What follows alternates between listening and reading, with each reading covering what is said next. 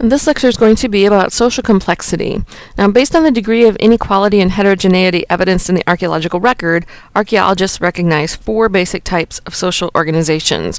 Now, there's no implication that one type of society is better than any of the others. These are just terms that we use to help us classify and talk with one another. Now, the type is dependent upon the size and how organized the group is socioeconomically and politically. Now, there are 3 pre-state societies, one being a band. So bands are relatively egalitarian, so they're small, self-sufficient groups. Most everybody has the skills that they need to survive, and they have access to the resources that they need to survive. We're talking about kin-related groups composed of maybe a few families, but they're going to be relatively small so that they don't surpass the carrying capacity environment. We're talking about foraging societies, so multiple resources, some of them are highly mobile, based on a system of reciprocity, so they share goods. If you help somebody out, then that person will help you out, and that's what we're talking about with reciprocity.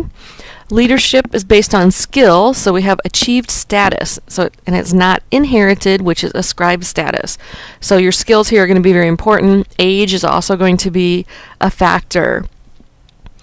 So, mobile hunters and gatherers, generally low population levels, and again, egalitarian. The next type we want to talk about are tribes. And tribes are still relatively egalitarian, but we do start to see increasing social complexity, and this arises in the form of the big man or the big woman.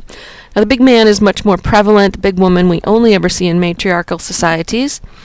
And the big man is responsible for redistribution. So goods come in, and they make sure everybody gets their share. That's not to say that there is no reciprocity. That still does exist, but redistribution becomes a major part of the economic system. Now, tribes are still kin-based, and they can also be foragers, but they can also be agriculturalists, or excuse me, not agriculturalists, but horticulturalists and pastoralists. We see more sedentism and larger populations with tribes. Now, a chiefdom is the 3rd pre-state society, still kin-based, but it's going to be much more hierarchical.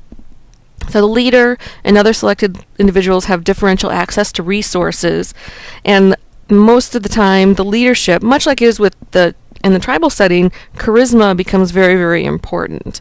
Social ranking occurs, so we do start to see various socio-political levels. It might be quite simple. It could just be like the king and everybody else, or the chief and everybody else, or it might have just a couple layers, not like a huge, long kind of ladder-like system that we see in many state-level societies. So leaders here do have ascribed status, so they're born into their positions. We often see settlement hierarchies with chiefdoms, so you'll have like a main community where the chief lives, then you'll have secondary communities and tertiary communities, and it could keep going down the line there, and goods keep getting funneled up through those different centers until they reach the primary center where the chief is, who may or may not redistribute goods. Now, this is going to be an agriculturally based society because we do have large, dense populations.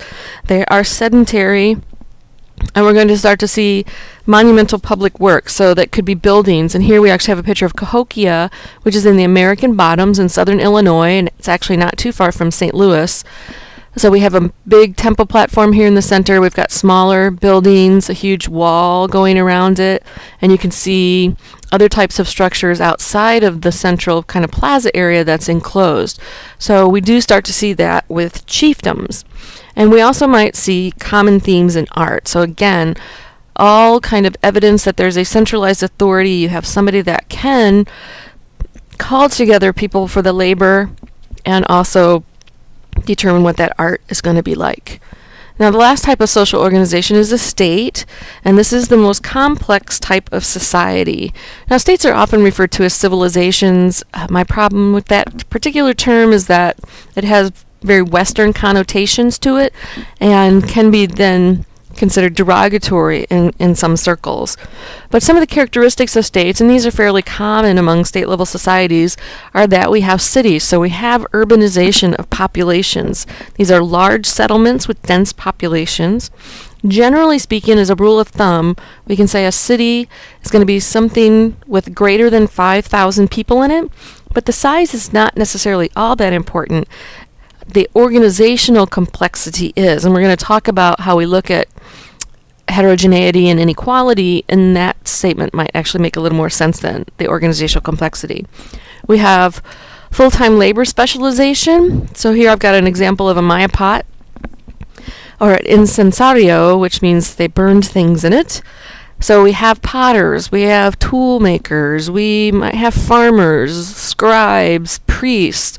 So people have different jobs and there's a high degree of interdependence. We have a formal government. So this government has the power to tax. It has the power to conscript labor. It has the power to put together military force. It can make and enforce laws. And all of this is in exchange for protection. So citizens do get something back from their government, but we do have centralized power. Social stratification. Again, we're going to have a ranking system here, but it's going to be much more hierarchical.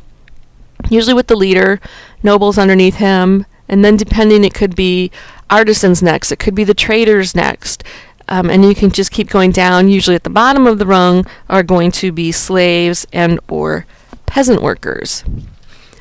We have a concentration of surplus and monumental public works. So the concentration of surplus we can see as big buildings that could hold pottery, it could hold grain, it could hold a multitude of things, but again, under the control of the particular leader of that state. Monumental public works, here's Temple 2 at the site of Tikal in Guatemala, and it's a good example of a monumental public work, but again, that takes a whole lot of power to be able to organize that labor and convince people to give of their time and sweat to construct, in this case, massive temples. We have a system of record keeping. All states have some type of record keeping. It helps keep goods flowing properly, know who's been taxed and who's paid their taxes, and so forth. It's also a nice way of telling your history. So here's some examples of some Mayan glyphs from a stela from a site called Piedras Negras. So writing is one record-keeping system, but the Inca used something called quipu, and it was actually a system of strings and knots. And then standardized artwork, again, showing the power of a particular individual to be able to command people to make the same styles of pot.